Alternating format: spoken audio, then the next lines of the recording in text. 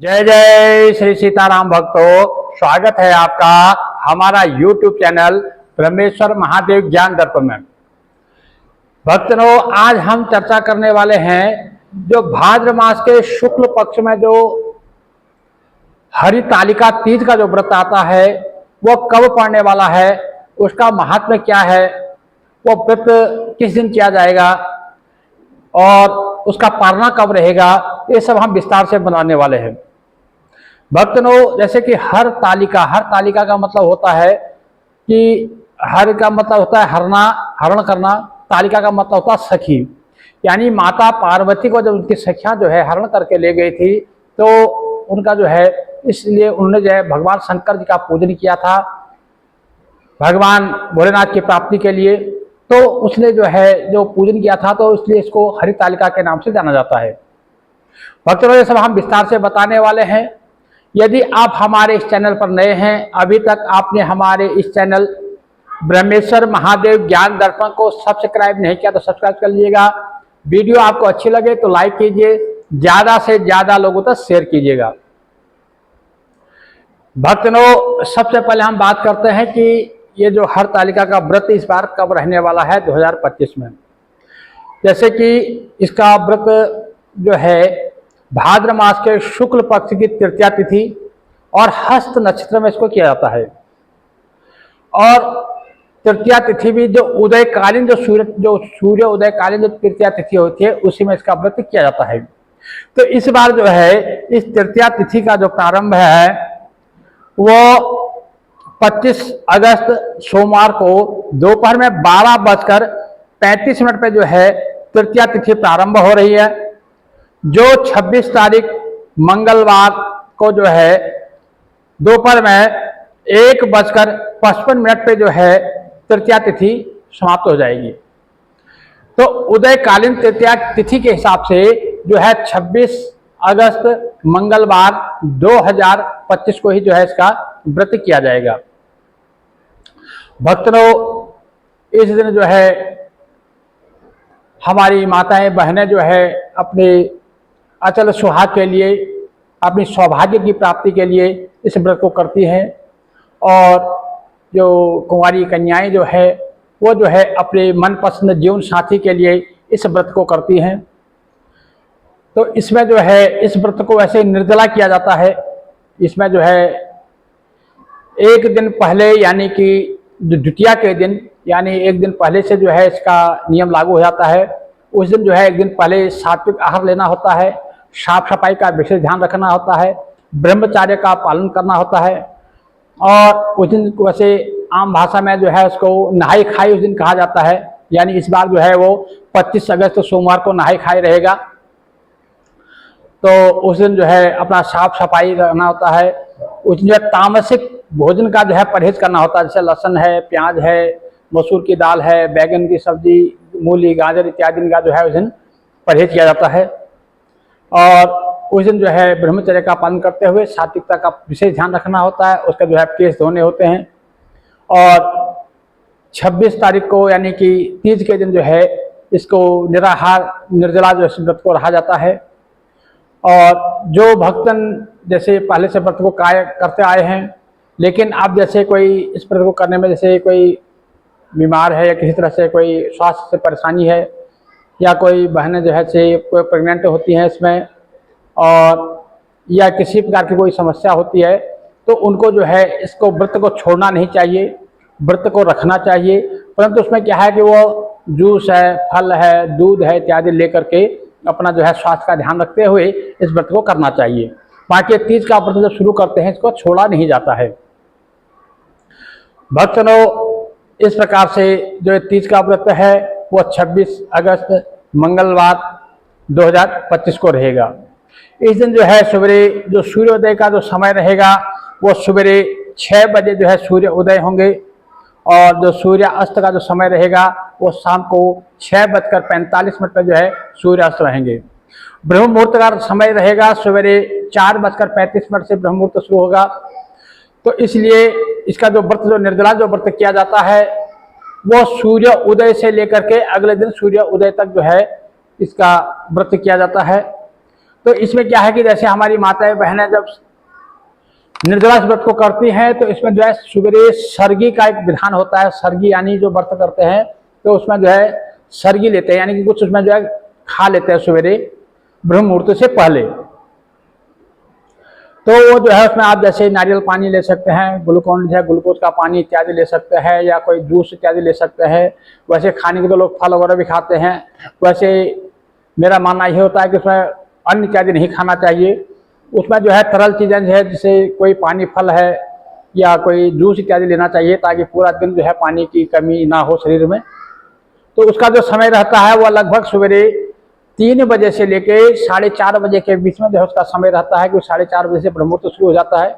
उससे पहले पहले जो है वो सरगी ले लेनी चाहिए। तो इस प्रकार से सवेरे जो है उसका जो सरगी का विधान है, और दिन भर जो है इसमें निर्जला रहना होता है। उसके बाद सवेरे ब्रह्ममुहूर्त में जो है उठ करके स्नान से निवृत्त होकर के इनका पूजन करना चाहिए। सवेरे का जो पूजन का समय रहेगा वो रहेगा 5:54 से लेकर के और 8:37 तक का जो समय रहेगा वो पूजन का समय रहेगा सुबह में। और आप जो है सुबह स्नानालय से निवृत्त होकर के जो अपने घर में जहाँ पर पूजा करते हैं वहाँ पर जो है पंचोपचार ढंग से पूजन करना चाहिए। सवेरे जो है जैसे आप सब दिनों में जैसे पूजन करते हैं उसी प्रकार से पूजन किया जाता है। और इस दिन जो है जो माँ पार्वती और भगवान भोलेनाथ जी का जो है बालुका की यानी बालू की जो है उनकी मूर्ति बनाई जाती है, और उनकी मूर्ति बना करके उसको स्थापित किया जाता है, और उसी में जो है उनका पूजन किया जाता है। जहाँ अपना पूजन करना होता है वहाँ पर जो है अपना जो है केले के मंडप इत्यादि लगा करके उसको फर्स्ट क्लास मंडप सजाया जाता है। वहाँ पर जो है बालुका की या मिट्टी की जो है माँ पार्वती और भगवान भोलेनाथ जी का जो है वहाँ पर विग्रह बनाया जाता है, उनका मूर्ति बनाई जाती है और उसको आच्छादित किया जाता है और उसी का पूजन किया जाता है। सवेरे जो है उसे पंचोपचार पूजन करने के पश्चात दिन भर जो है सात्विक जो अपना निराहार रहा जाता है, उसमें निर्जला रहा जाता है, और सारा दिन जो है पवित्रता का ध्यान रखते हुए अपना कीर्तन भजन में लगे रहते हैं। शाम को जो है मुख्य पूजा इसकी जो होती है शाम को प्रदोष काल में होती है। वैसे इसका जो विधान होता है 4 पहर की पूजा का इसका विशेष विधान होता है, क्योंकि जो इसमें रात्रि जागरण तो इसमें जरूरी बताया गया है। जो तीज के व्रत में जो है रात्रि जागरण करना होता है, और 3 पहर की पूजा होती है। 3 पहर की पूजा होती है, जिसमें 3 पहर की पूजा जो है शाम को जैसे 6:09 से जो है पहले प्रदोष काल का समय रहता है। उसके बाद 9 बजे से लेके 12 बजे तक जो है निश्चित काल का समय रहता है, और मध्य रात्रि के 12 बजे से लेकर के अगले दिन जो है 3 बजे तक जो है वो त्रियामा काल कहलाता है। और सवेरे 3 बजे से लेकर के जैसे 27 तारीख को सुबह 3 बजे से लेकर 6 बजे तक का जो है उषा काल का समय होता है। तो ये जो 4 पहर की पूजा है इन 3-3 घंटे में इसको विभक्त किया गया है। इसमें जो 4 पहर की पूजा आदमी कर सकते हैं, और जो 4 पहर की पूजा नहीं करते हैं उनको शाम को जो है प्रदोष काल में पूजा करनी चाहिए मुख्य रूप से। तो प्रदोष काल में जैसे मैंने बताया कि बालुका की मूर्ति बना करके उनको आच्छादित करना होता है। उनको सबसे पहले जो है भगवान का यहाँ पर पूजन करना होता है। व्रती को चाहिए कि जब सवेरे जिस टाइम आप स्नानादि से निवृत्त होते हैं अपने घर की जब पूजा करते हैं उस समय एक संकल्प जरूर ले लेना चाहिए, क्योंकि बिना संकल्प के जो है हमारी पूजा कोई पूर्ण नहीं होती है। इसलिए प्रातः काल में ही जो है व्रत का संकल्प ले लेना चाहिए। संकल्प में जो है अपना नाम, गोत्र, स्थान, तिथि, वार इत्यादि बोल करके वो श्री भगवान जो है शंकर जी के चरणों में जो है उसको समर्पित करना होता है। और संकल्प करने की संक्षेप विधि जो है हम पहले बता चुके हैं, हमारे डिस्क्रिप्शन में जाएंगे उसका लिंक मिल जाएगा, वहाँ से देख करके सुन करके आप संकल्प कर सकते हैं। और इस प्रकार से जो है प्रदोष काल में भगवान का जो है अभिषेक करना होता है माता पार्वती सहित। उनको जो है दूध से, दही से, शक्कर से, शहद से और उनको स्नान करा करके उसके बाद शुद्धोदक गंगा जल से स्नान करा के अंग प्रोक्षण कीजिए। भगवान शंकर जी को जो है यज्ञ पवित्र रहनी है, भस्म लगाना है, चंदन लगाना है। माता पार्वती को जो है 16 श्रृंगार, वस्त्र, आभूषण इत्यादि जो है आपको चढ़ाने हैं। उनको सिंदूर लगाना है और 16 श्रृंगार चढ़ाने हैं। और जो पुजार्थी जो होते हैं उनको भी जो है 16 श्रृंगार करना होता है। और इस प्रकार से अपने अटल सौभाग्य की प्राप्ति के लिए, जैसे अपने पति की लंबी आयु के लिए इस व्रत को करती हैं। जो कुंवारी कन्याएं हैं वो अपने मनचाहा जीवन साथी के फिर इस व्रत को करते हैं। यानी जिस कामना से भी आप कर रहे हैं वो भगवान के आगे उसकी प्रार्थना करनी होती है।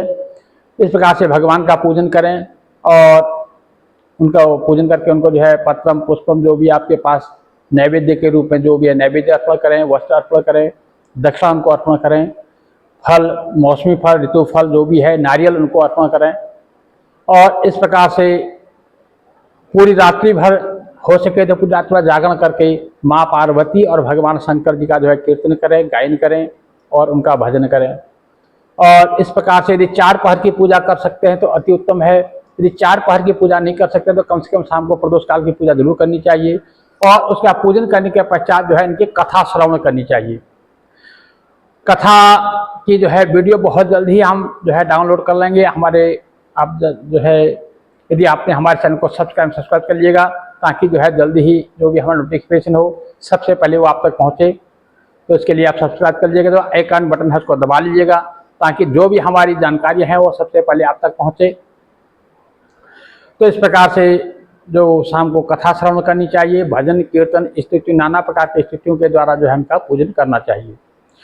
तो इस प्रकार से जो ये हरितालिका का जो पूजन किया जाता है, इसका जो पारना का जो समय होता है वो अगले दिन प्रातःकाल यानी 27 तारीख को सवेरे सूर्योदय की जो पहली किरण है यानी कि सवेरे 6 बजे जब सूर्योदय होंगे तो 6 बजे से लेकर के 7:31 के बीच में आप इसका पारना कर सकते हैं। वैसे इसका जो है सुबह मान्यता यही है कि जब सूर्य भगवान उदय हो रहे हों उसकी पहली किरण के साथ ही जो है इसका पारना हो जाना चाहिए। पारना के समय जो है भगवान को भोग लगाने के पश्चात ब्राह्मण भोजन का जो है विशेष महत्व है। ब्राह्मण को भोजन करना चाहिए। ब्राह्मण को अन्न वस्त्र द्रव्य इत्यादि जो आपसे सामर्थ्यानुसार दान करना चाहिए। किसी पात्र में भर करके पात्र से इसको दान करने का इसमें विधान बताया गया है। भक्तों इस प्रकार से इसका पूजन करना चाहिए।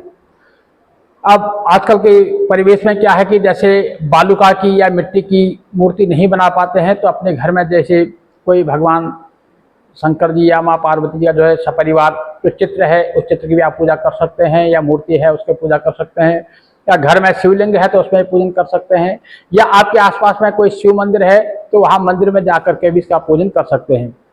तो इस प्रकार से इसका पूजन करना चाहिए।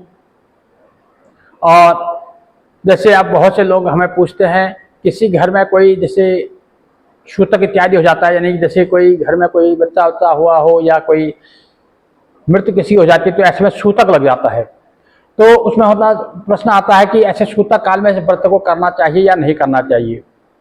देखिए ऐसा है, ये जो व्रत है तीज का व्रत है, जैसे करवा चौथ का व्रत है, ये कुछ व्रत ऐसे हैं इनको छोड़ा नहीं जाता है। तो यदि ऐसी कोई अवस्था होती है घर में तो भी इस व्रत को रखना चाहिए, व्रत के नियम पालन करना चाहिए, परंतु उसमें जो है पूजा नहीं करनी चाहिए।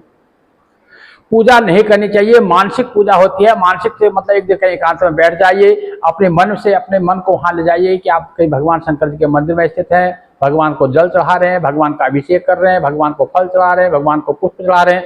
इस प्रकार से मतलब मानसिक तरीके से उसका पूजन करना चाहिए, प्रत्यक्ष पूजन नहीं करना चाहिए यदि किसी प्रकार का घर में सूतक है तब। और यदि कोई हारी बीमारी से ग्रस्त है या कोई किसी को मतलब कोई गर्भ जैसे कोई प्रेग्नेंट इत्यादि होती है तो ऐसे में उन्हें जो है निर्जला व्रत को नहीं करना चाहिए। उसमें फल जूस इत्यादि दूध इत्यादि लेकर के इस व्रत को करना चाहिए, क्योंकि स्वास्थ्य का ध्यान रखना भी बहुत जरूरी होता है। भक्तों इस प्रकार से जो ये हरितालिका का जो व्रत है वो उसका जो महात्म्य मैंने संक्षेप में आपको बताया, क्योंकि श्री सूत जी महाराज कहते हैं इसके महात्म्य को सुनने मात्र से ही जो है मनुष्य को जो है अश्वमेघ यज्ञ का जो है फल प्राप्त हो जाता है। इसलिए जो है इसके महात्म्य को सुनना चाहिए, इस महात्म्य को सुनकर के इस कथा को इस व्रत को करना चाहिए। और इसकी कथा जो है बहुत जल्दी ही जो है आपको मिल जाएगी, हम उसको डाउनलोड कर लेंगे, कथा भी आपको प्राप्त हो जाएगी। भक्तों मैं माँ पार्वती भगवान शंकर से ये प्रार्थना करूंगा कि आप लोग जो है जिस कामना से इस व्रत को कर रहे हैं भगवान भोलेनाथ जो है आपकी मनोकामना को पूर्ण करे। भक्तों यदि आप हमारे चैनल पर नए हैं, अभी तक आपने हमारे चैनल को सब्सक्राइब कर लीजिएगा। वीडियो आपको अच्छी लगे तो लाइक कीजिए, ज्यादा से ज्यादा लोगों तक शेयर कीजिएगा। जय जय श्री सीताराम भक्तों।